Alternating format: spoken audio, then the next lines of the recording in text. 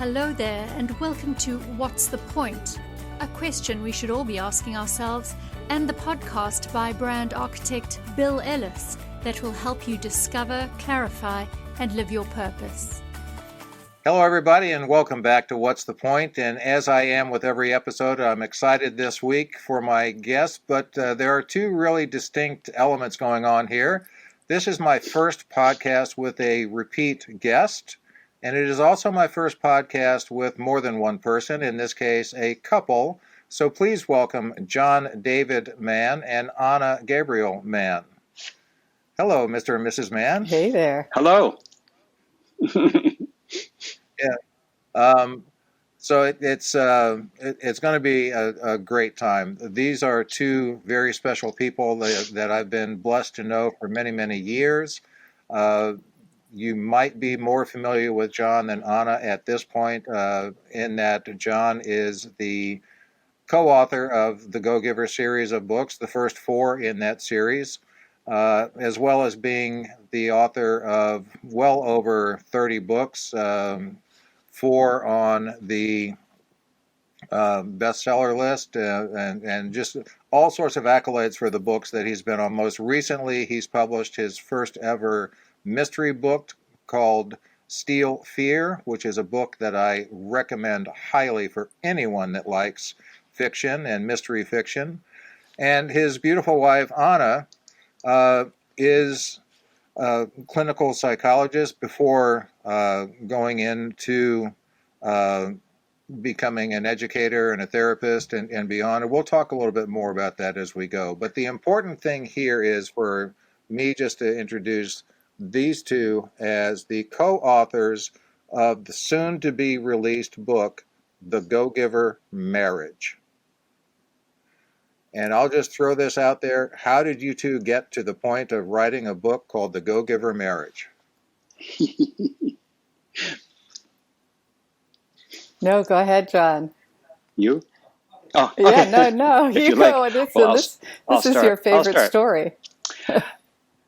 Well, you know, we've been talking about this concept, this idea for forever, for as long as the Go-Giver existed. I think that actually Anna has wanted to write this book since before she even knew she wanted to write this book. I think she wanted to write this book the day she stepped out of grad school and entered clinical practice, when we didn't know each other then.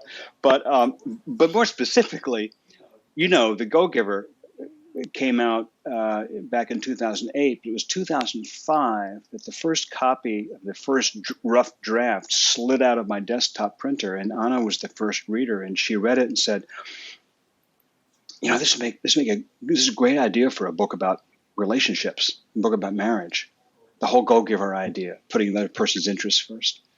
And you know, in the Go-Giver, I think it's chapter 9, right in the middle of the book, there's this scene between Joe, the hero of the book, and his wife Susan. It's the only time in the book where you see sort of a domestic scene. You see Joe and Susan at home. It's the only time you see Susan in the book. And it's a short scene, but in that scene, Joe has kind of an epiphany. He gets it. He gets something. And he shifts the way that he is with his wife. And to me, that was the seed of this book. More laterally in the recent years, COVID has happened. And, you know, suddenly for a year and for 2 years, a lot of couples were spending a lot more time together than they expected to. And not always with happy results. I think a lot of people started to see the stresses and the fracture lines in their relationship more dramatically. And, you know, psychologists and psychiatrists and marriage counselors' calendars have suddenly become brimmingly full. The other day, our agent told us, you can't book a psychiatrist in New York. You can't do it. They're too busy. They're booked into 2028. So, you know, we thought way back at the beginning, we got to do this book. It's time, and it's fermented long enough. So that's sort of the long. Aren't you sorry you asked me to go first now? That's the long tail genesis of where this book came from. And it's of course the first book that we've written together. Anna has been the first reader of every book I've done, but we've never been co-authors. And it's been such a blast to do this. And also, Well, that's great to hear. Now, Also, Anna, a part of comments? the book is about, the professor deciding to coach people individually about their marriage. Because when you get into a therapy room with two people, they often bring their laundry list of what's wrong with the other person. And they really want the therapy to fix the other person.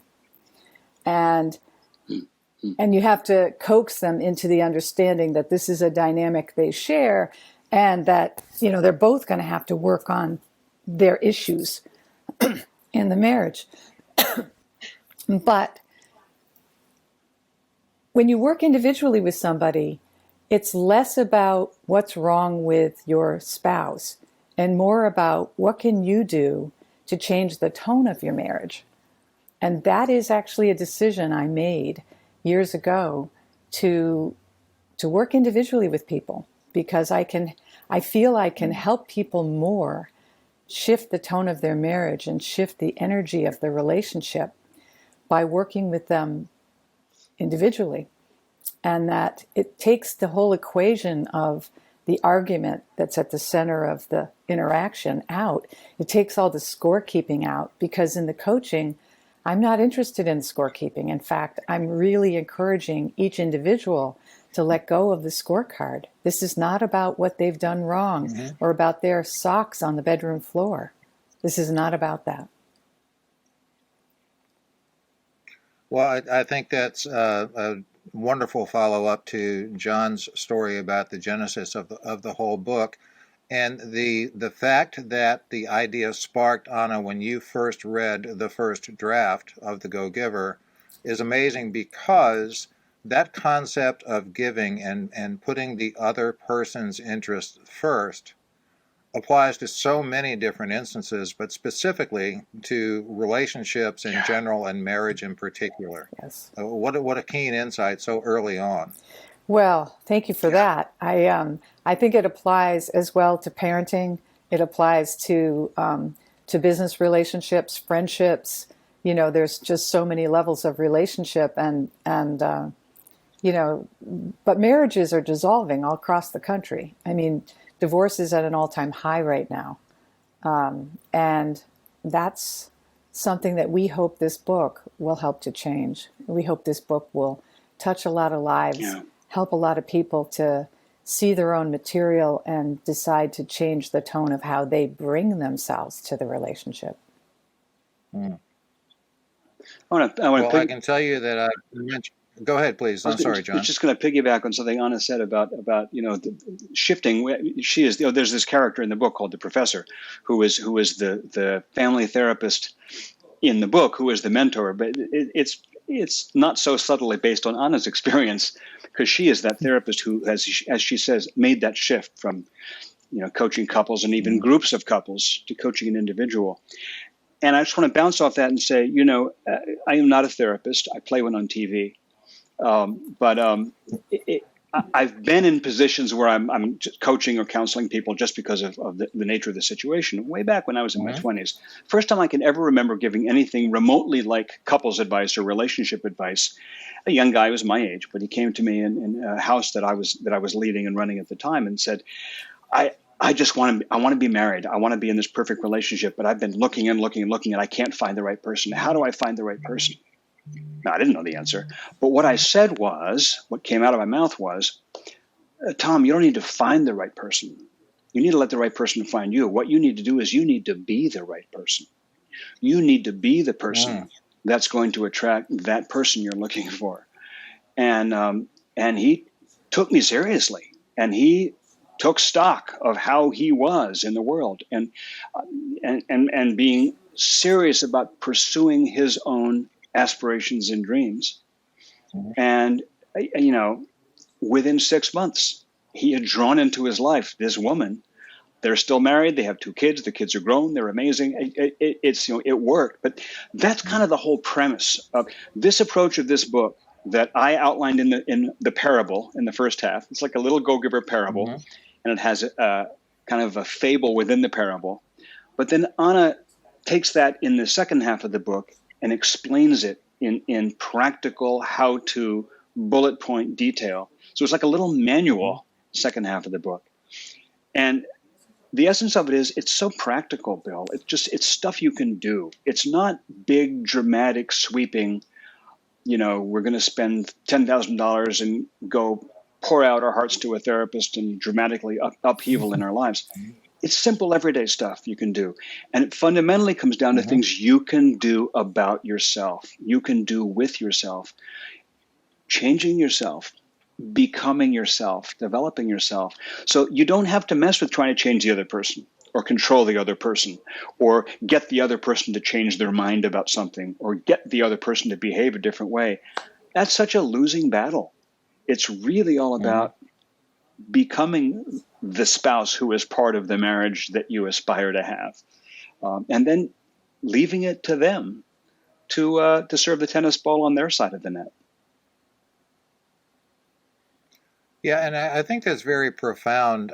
So a few things I want to unpack there, and that is, I believe 100%, and the book points out so clearly that for there to be a loving relationship, marriage or otherwise, it pretty much has to start with us loving ourselves and understanding ourselves and what we bring to the table.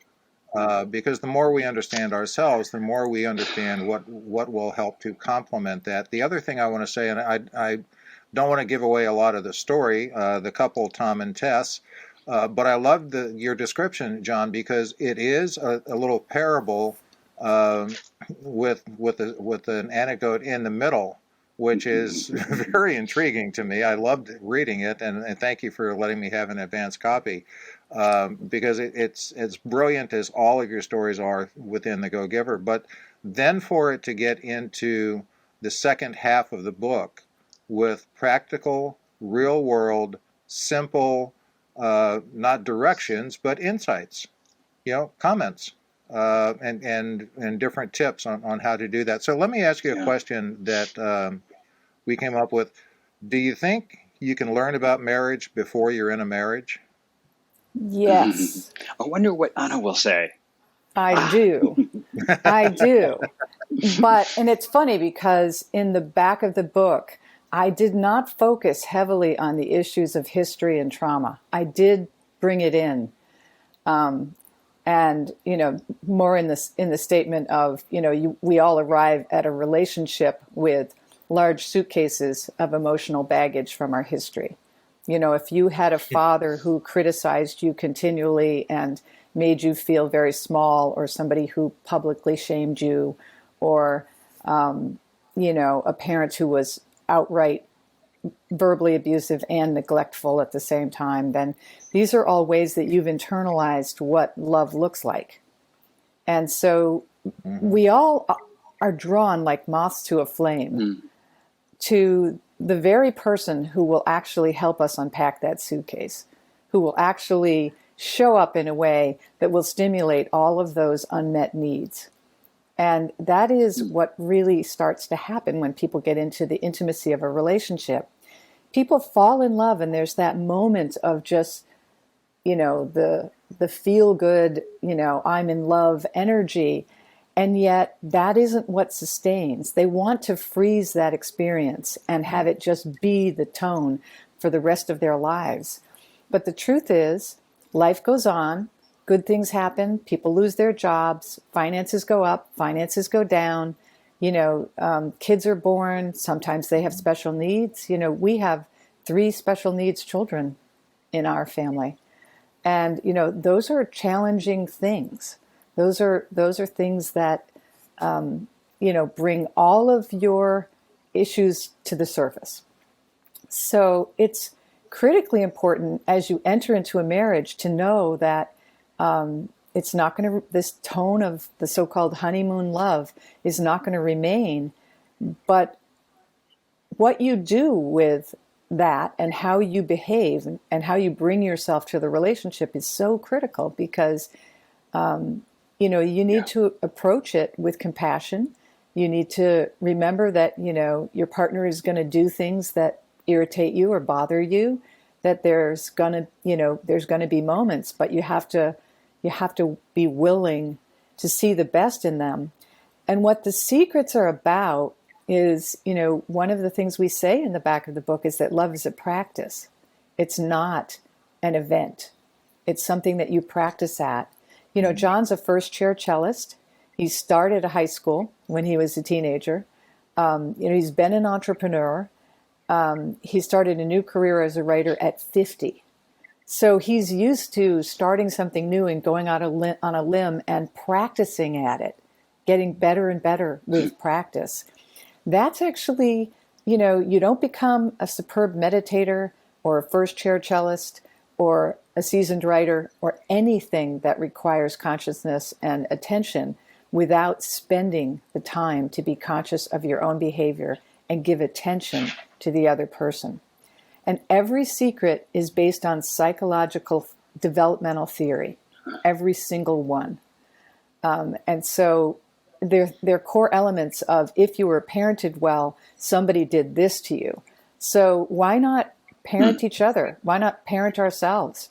Why not really learn that the compassionate, really powerful marriage is one where we really give each other as much support, we add as much value to their lives as we can, and we also take care of our own issues and grow. We do our personal growth. I'm going to just add to that and say, Bill, you asked, can you learn about marriage before you're married? I think maybe I'm paraphrasing. You may have said it differently. No, I think that yes. I think that not only can you learn about marriage before you're married, I think you have to, or at least it's a good idea. In any case, it was in my case, and I'll tell you what I mean. We were both married before. I was married previously, and when Anna and I were first together, I was just coming out of an unhappy marriage, which I hadn't planned to be unhappy. I hadn't planned for it to end. I fully expected when I went into that marriage that it would be, marriage for life. And so it was for me a catastrophe. And I was despondent, but Anna and I got to know each other. We were first colleagues and friends, and then fell head over heels in love with each other. And I was just nuts. That spark of romance was a bonfire for me, and I wanted to get married. I was like, okay, we got to get married. And Anna said, no, I don't think so. And I was devastated because I want to get married right now. And she said, no, I don't think it's a good idea. I forget her exact words, but it was something along the lines of, I think you need some time first. Or we need some time first. And I resisted that idea with every ounce of my being. And it was absolutely correct. She was so right. I needed time to learn about myself. And that's what I mean when I say learning about marriage before you get married. A lot of that learning is self-knowledge, because a lot of what makes you successful in marriage, I think, is self-knowledge. It's not that, well, these two people just happen to click. Yeah, lots of people click. People for years have asked us, what is our secret sauce? Why is it that after all these years, we're still like newlyweds? We're just crazy about each other. It's not because we just happen to fit well together or because we're, quote, made for each other. Although I think that's true, but that's not it. It's a level of self-knowledge, I think, that allows each of us to give the other one the space that they need, give the other one the support that they need, give the other one the care that they need, and not, always be driven by my own poorly understood needs, which is how I would have described myself in my 20s or 30s.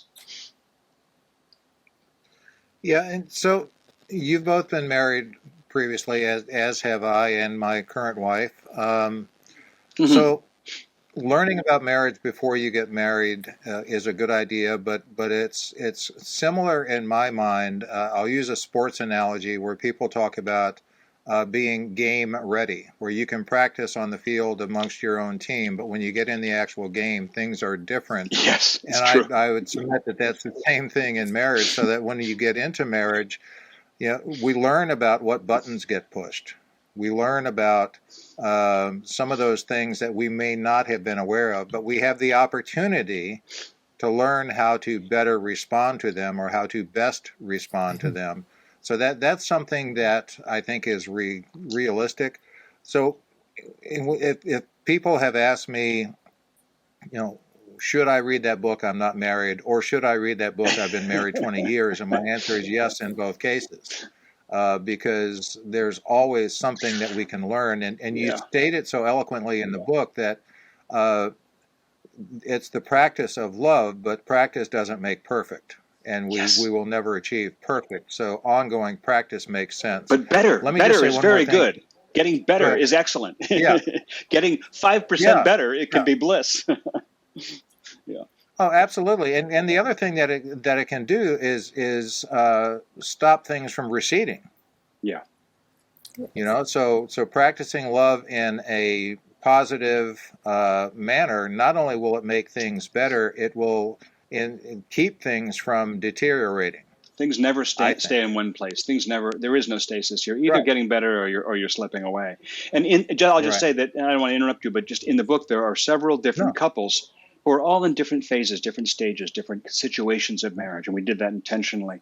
There's a couple who have just recently got married. And they were sort of on opposite sides of a bitter negotiation when they first met.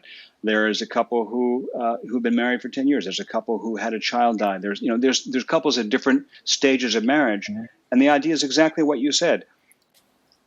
Whether you're not yet married, or you're in a relationship that's sort of functionally like a marriage, though you haven't yet formally tied the knot, or you've been married for 20 years. We're all in some stage of evolution regarding how we relate to the people close to us. And that's really what the book is about. It's about how to have a close relationship with another human being that works for both of us and elevates both of us. Yeah, and thanks, John. That leads into a point I was going to make and let you go with it wherever you want to, or ignore it. And that is, we've had the discussion, the three of us, about the question, is The Go-Giver Marriage a business book or is it not a business book? And some people in the publishing business have determined that it's not. And I would submit that that's an incorrect assessment, because also in my experience and with the people I coach and work with, the number of people that bring personal relationship baggage into the workplace affects a business as much as competitive factors sometimes. So I just want to go on record as saying I think this is absolutely a book for people in business and in a professional life, and those that aren't. I just think knowing how to have a responsible, productive relationship is important in marriage. It's important in family. It's also important in the workplace. So that's my pitch for why I think it should be classified as a business book. But that's just one man's opinion. We would agree with you, though. We feel very strongly about it, actually, because not only do we know that every single person that works in a corporation goes home to somebody. And even if they're going home as a single parent to a child, all of these secrets apply to relationships at work. They are, as I said before, they apply to parenting. They apply to relationships in a marriage, or just a live-in relationship that's not married. It's just so important for people to see that. I am so glad you brought it up, because to us it's foundational. So we agree. It is as much a business book as any of the other Go-Giver books, because relationships. And if anything, more so, because. Go ahead. I'm sorry. I was going to say, if anything, more so than ever, because today more so than ever before, business is frequently in the home. So many people are actually conducting. I mean, in my world of publishing, my editors, my agents, my co-authors, so many people who 3, 4, 5 years ago would have been working out of an office are now working at least 50% out of their home. And because of that, they're also working around their spouse and around their kids. And it's the one time many years ago distinct boundaries between that's the office and that's my home are a whole lot more blurred than they ever were before. Mm-hmm. I had a teacher years ago who said, when things are good at home, you're failing in business. And when things are good at work, then you're failing in your marriage. It's just how things are. And at the time, I thought that was so wise. I was very young. I now think he was an idiot because that's just not true. Or it shouldn't be true. In fact, I mean, I think that the happier, as you say, Bill, you have a productive, responsible relationship is the way you put it. And I think that's great, a great way to put it. It makes you a more productive, responsible person in regard to your work. And Anam has mentioned a number of times The Secrets. The book is subtitle is a little story about the 5 secrets to lasting love. And there are 5 distinct behaviors. The secrets are actually behaviors. We describe them as gifts in the book, but they're also specific behaviors that you can practice every day. And they are specific behaviors that day by day by day by day will build a strong relationship. And as you know, both of you have pointed out, those 5 behavior patterns, behavior habits, behavior secrets work just as well with colleagues, with clients, with customers, with if you're a manager or a leader in a business, with the people that you're working with. They're secrets of human interaction. And every workplace, every business is a structure of human relationships, human interactions. So yeah, we agree 100%. Yeah, we'll get into the secrets in just a moment. I was going to explain that, but to build on what you said about the work environment, the parable up front is essentially taking place inside of what I'll call traditional on-site business. Yes. And that's the premise of what's going on, and it shows that the personal relationship is affecting the professional performance. And so everything we're talking about is very clearly shown in that parable. More brilliant writing by Mr. Mann. And the 5 secrets that are highlighted, and I'll just give the top line.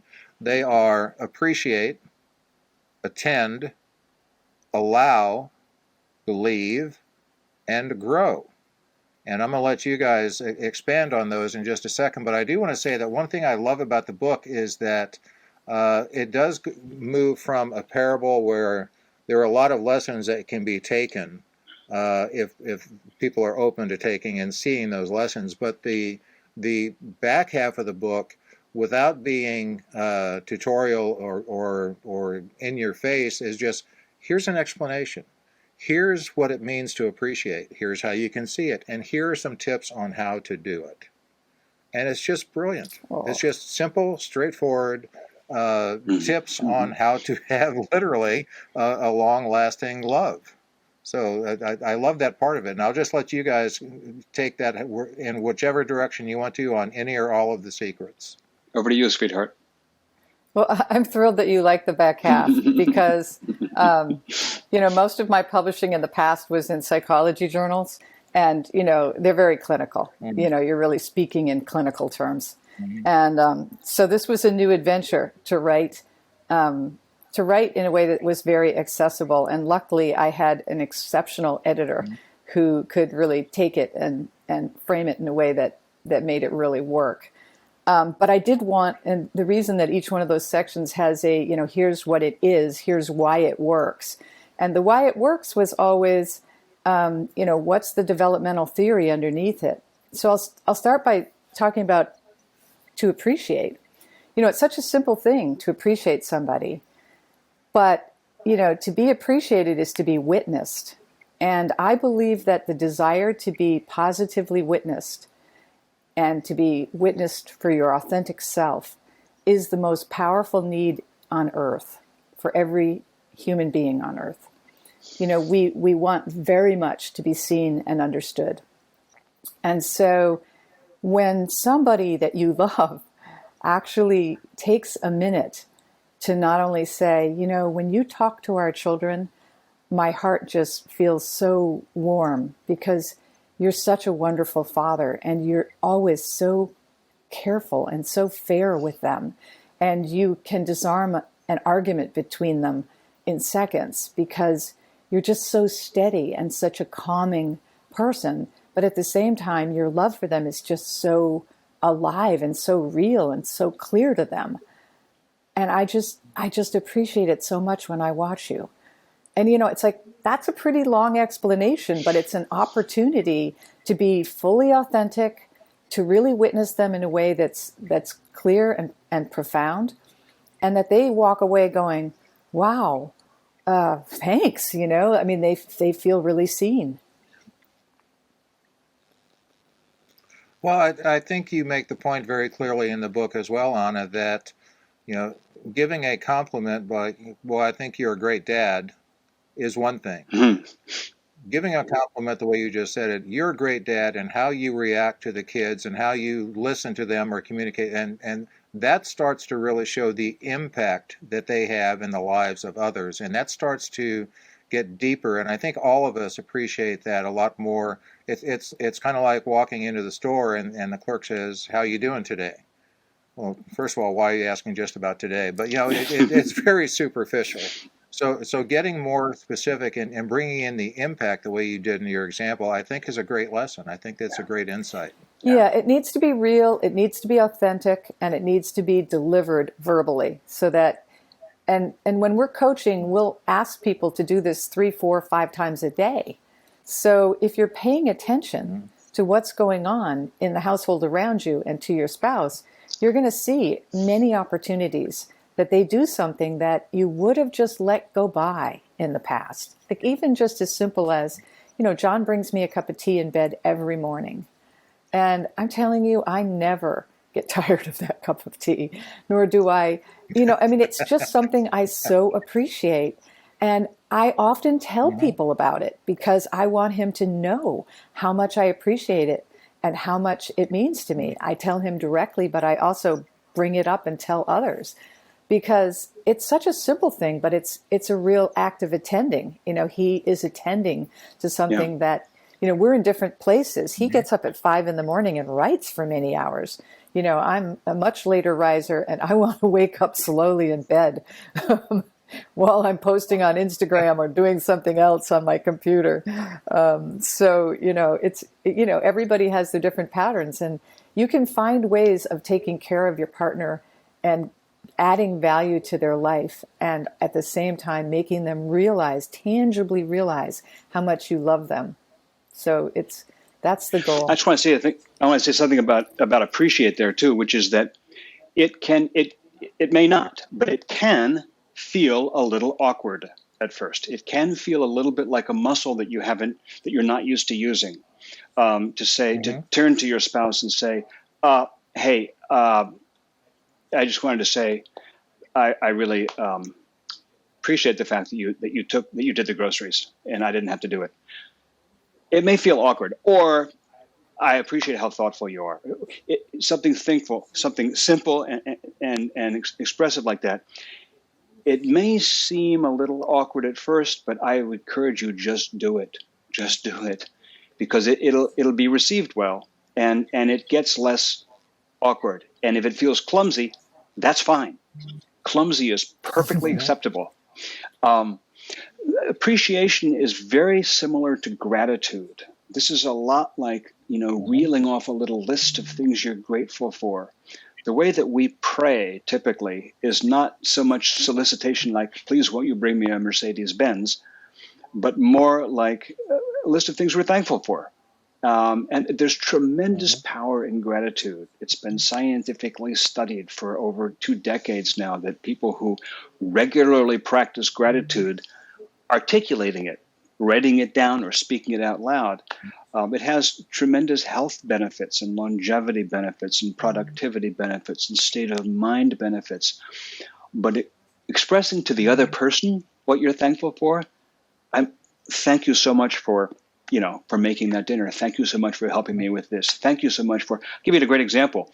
In our home, I happen to do the bills. I'm not a math whiz. It happens to be something that I'm comfortable and happy to do, and Anna would just as happy not to do.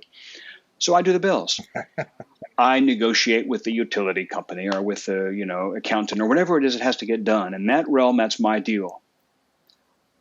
for some reason, getting our health insurance squared away was a mountain I couldn't climb. It was like the Black Forest to me, and I was like a little kid in a Grimm's fairy tale. Don't make me go in there. And I resisted it for weeks and weeks and weeks and weeks. And finally, Anna said, let me take that on. And she just did it. She got our insurance. This is years ago. We didn't have health insurance, and she got us health insurance. And this is like 10 years, 12 years, 20 years later. And I feel gratitude to her every day. And I tell her frequently, thank you so much for handling the health insurance. I couldn't do that. And so, but it's like easy to forget that. It's easy to forget these things that we appreciate and that we love and that we're grateful for. You have to reach into your bag of experience and pull them out and say, oh, right. She did that, and so I don't have to do it. And she did it, and it benefits. It's like, it's easy to do. You just have to make the effort.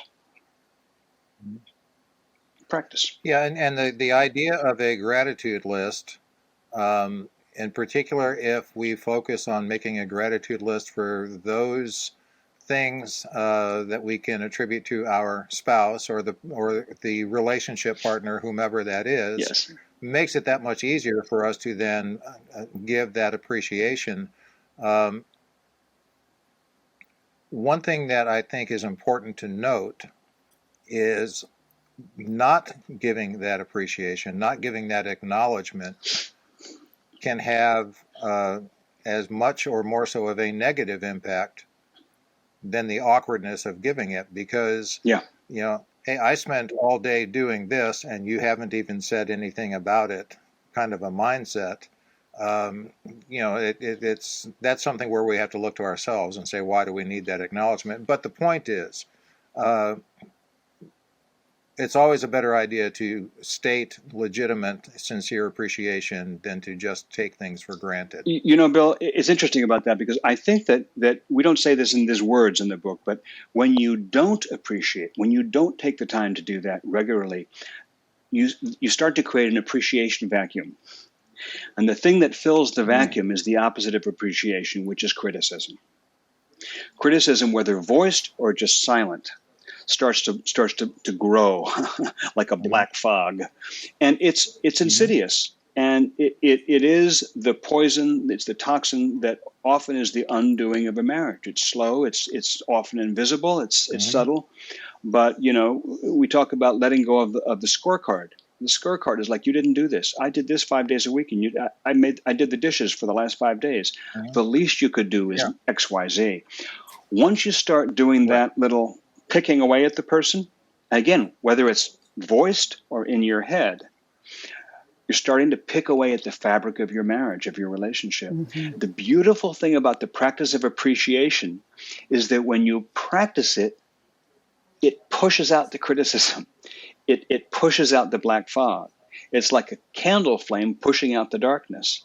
So the only way to get rid of a bad habit is to replace it with a good habit. And appreciation replaces criticism. And neurologically, and criticism also. I was just going to say, neurologically, it's so whatever habits you're employing will hardwire, and so you really have to decide to quit that scorecard, because if you're going to keep holding the scorecard, then you're continuing to find ways to criticize and to hold your partner in some sort of scorekeeping contempt, and it's so important to, if you look at the happiness movement, just to be appreciated 3 times a day will increase your level of happiness. But the person who actually did the appreciation, their happiness goes up as well, because they know they're bringing something good. They see the response. And so everybody's happiness is increased, and it has a big impact on neurologically and on the brain. It has an impact on your heart. These are all things that have been documented in terms of the research. Yeah, and that's a great observation. Thank you. I was just going to say that a kissing cousin to criticism is resentment, and resentments. I think criticism and resentments held in are probably more harmful than when they're let out. or talked about. At least mentioning them gives the opportunity to know something's there, Yeah. and address it. But so each of the 5 secrets in the back are constructed with 3 approaches: why it works, what it looks like, and your daily practice. And again, very, very strongly, you'll make the point that practice is not seeking perfection.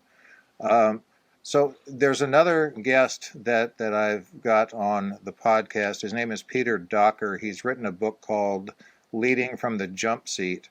And one of the sections, or one of the topics that he talks about in there, is called humble confidence. And just in speaking with him and in reading the book and in speaking with y'all, I think that humble confidence relates to all 5 of these secrets. In particular, the next one that we haven't yet gotten to, which is allow. Having a humble confidence to allow our partner to be themselves is, I think, critical. Yeah. What do you think? I love that secret. Yeah, I mean, I love that. It also speaks to the for better or for worse in a marriage, in the vows. Because when you really allow your partner to be themselves, then, I broke my leg a few years back. And it was a very serious compound fracture, and I didn't walk for a very long time. And, John took over things that I normally always did, because he needed to allow for the fact that I couldn't do them. And was it a stress for him? Yes. Did it add to his burden of daily activities? Yes, it did. Sometimes you just have to pick up the slack for better or for worse, in sickness and in health. These are things that happen. You get married and stuff happens. And you don't expect it to happen. You don't want it to happen. Nobody wants to be a burden. But it's important to remember that, reciprocity is allowing for the things that are unforeseen, the things that sometimes just come up. So I love it for that reason. And I also love it because when you really, truly let somebody be their authentic self, and you stop trying to control them or mold them into who you want them to be, you're letting go of a ton of codependent behaviors. Because that desire to shape your partner into who you want them to be, that's all based on some unexpressed need you have that is really just about manipulation and control. And also, Bill, there's this thing that people talk about. It's kind of a humorous thing of, do you let the toilet paper go with the piece rolling out this way, or do you put it on with the piece going back this way? How do you mount the toilet paper roll? And it's a silly thing, but it's an example people use of how 2 people in a marriage may do things differently. And these aren't even about necessarily past trauma or serious baggage, as much as they are just different styles. In most marriages, in most relationships, one person is more punctual than the other. One person handles certain kinds of stress a little better than the other, or one person is a little more adept at certain things than the other, or people have different styles, and neither of them is obviously right or wrong, better or worse, but they're just different styles. They may like different things on TV. They may like to watch different movies. They may want to go to bed at slightly different times of night. All kinds of differences arise that you start to learn as you spend time together. You don't learn those when you're dating and when you're in the flurry of romance. Romance is like kindling. It burns hot. It burns fast. It's fantastic. It keeps you nice and hot. But you've got to get the logs going, the hardwood logs going for the long term. And that's the marriage. And that's where you start to see all these differences show up. A natural human tendency is when they come up and say, oh, wait a second, I didn't realize you did that different from me. You should do it this way. We should do it this way. It's like if you're the more punctual one, you go, look, when we say it's at 10 o'clock, then you got to be there already at 10 o'clock. And if you're the other person, you say, well, we said it's at 10 o'clock, but you need to be relaxed about that and have a little bit of leeway. You both want the other person to do it the way you do it. And that's a little thing, but it can become a very big thing. It's Mm-hmm. like, that's when you start to feel like you have the right to change how the other person operates in the world. You want to make Mm-hmm. that person be a little different. We talk about this phrase in the book, the 4 deadliest words in marriage, which are, I love you, but. I love you, but I'd love you a little bit more if you'd Yeah. mount the toilet paper with the piece coming out this way. I love you, but I'd love you a little more if you would, Yeah. watch the movies I want to watch or whatever it is. Yeah. That's a slippery slope. That's a slippery slope. So allowing is all about saying, you know what? This is the person I married. She is who she is. He is who he is. Letting the person be themselves and the way they are, who they are, the way they are. And that's often easy, but sometimes less easy. Mm-hmm.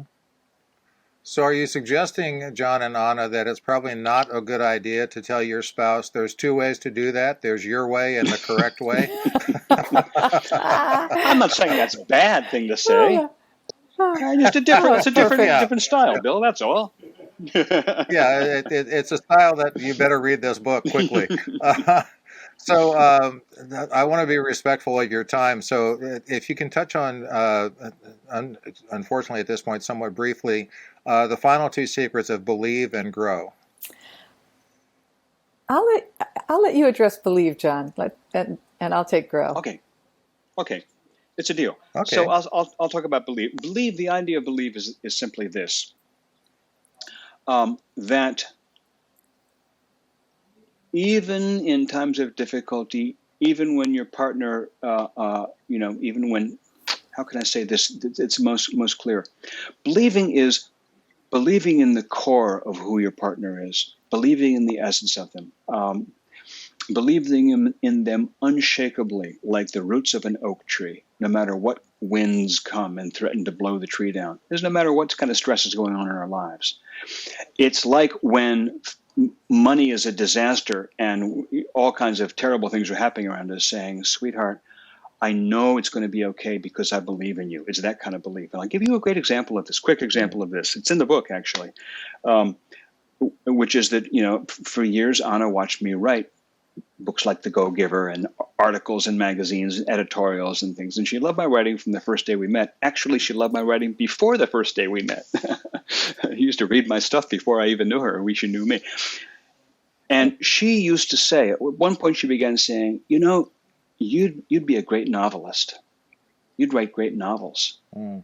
And I was like, that's very sweet of you, sweetheart. I don't believe it. I didn't believe it at all when she said it, but I appreciated that she said it. And she kept saying it, and she kept saying it, and she kept saying it.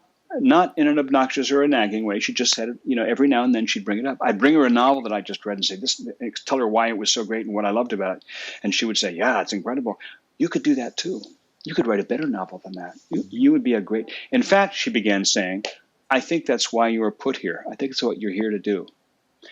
I didn't believe it, and I didn't believe it, and I didn't believe it until I believed it. And when I believed it, I did it. And last year, I published my first novel, and Publishers Weekly called it one of the best books of 2021. I say that not to brag on me, but to brag on her, because the book would not exist without her unshakable belief in me. And what do you know? I'm a novelist. Well, and Steel Fear available wherever you buy books, and it is a fabulous book. But you can't underestimate the power and the impact of a sincere, legitimate cheerleader, advocate, someone that can.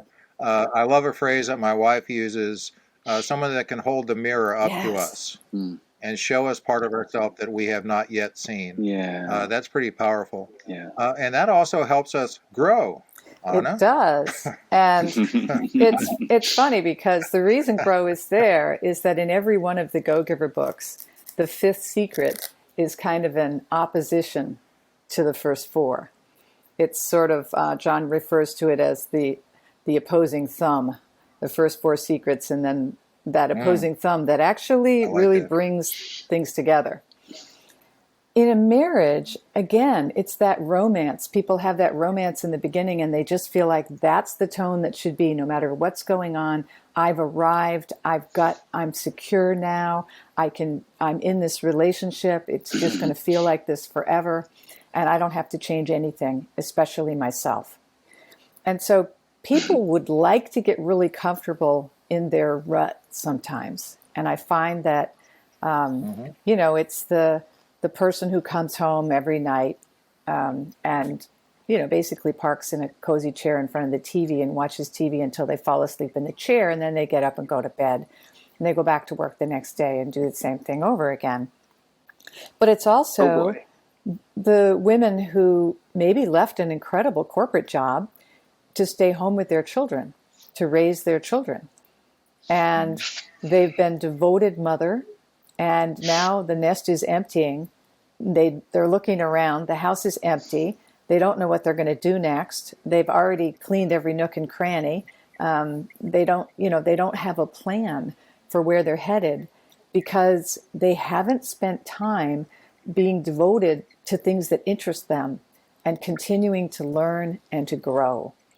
Because as developmental theory is very clear. Growing doesn't stop at 40. It doesn't stop at 50. It doesn't even stop at 60 or 70.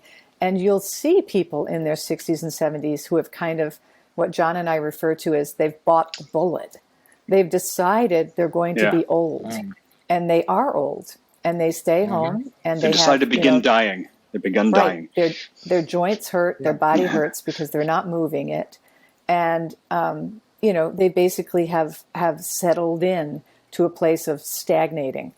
So growing is really about just investing in all those things you're curious about, continual learning, just like a child is always going out into the world just with curiosity. They want to soak up everything they can learn and take advantage of and learn new things. Whether it's a cooking class or you're going to go take up yoga or you've decided to study some martial art, or you're going to study with a specific speaking coach and improve your speaking. I mean, I have a client who decided to go to Toastmasters in her 50s, having never been a public speaker. She had raised her children, and now she's a phenomenal public speaker, and she has incredible bank of humor in her speeches, all about raising children. And she's incredible. And boy, what a growth curve. I mean, she's out there.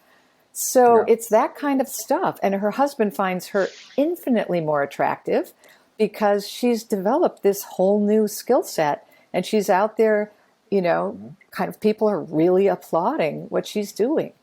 So it's so much fun to watch somebody grow. But also, when you grow, you have so much more to bring back to the relationship. It makes you a richer, more interesting person. Yeah. Absolutely. That's so well said.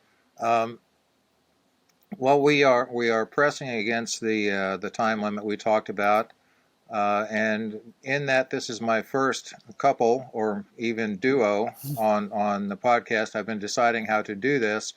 But I'm going to ask each of you to answer the question that is coming. John definitely knows it's coming, but I'll do the old adage, ladies first, and that's very simply everything we've talked about, everything in the Go-Giver marriage, everything that you've done to get to the point that you're at. When you look at it, what's the point, Anna? The point is to save marriages. The point is for the book to go out into the world. It is our hope that it just is greeted with great love and that people really get something from the book, that it nourishes them, that it changes their relationships, and that they share it with others. Because, if the book gets a broad reach, I believe that we will change lots of marriages, one marriage at a time. And also, we are actively developing coaches. We've developed a series of workshops to do for 8 to 20 people that we'll do online in Zoom events.